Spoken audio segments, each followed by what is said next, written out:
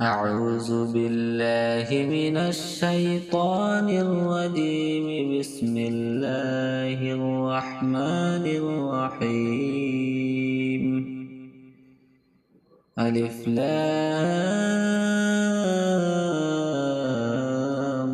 ميم. تلك آيات الكتاب الحكيم.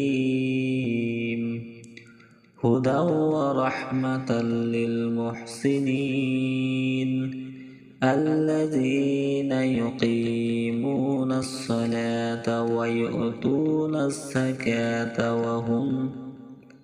وهم بالآخرة هم يوقنون.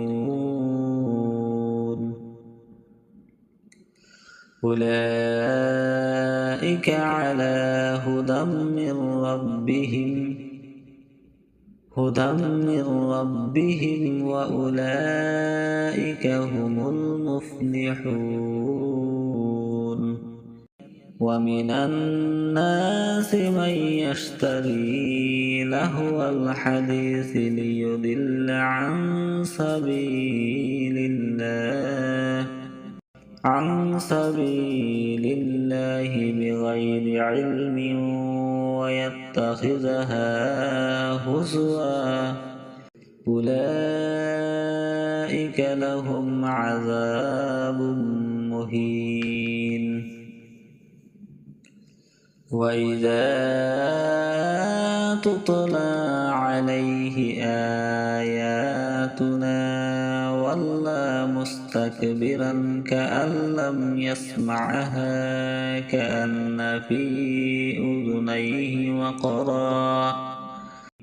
فبشره بعذاب أليم. إن الذين آمنوا وعملوا الصالحات لهم جنات النعيم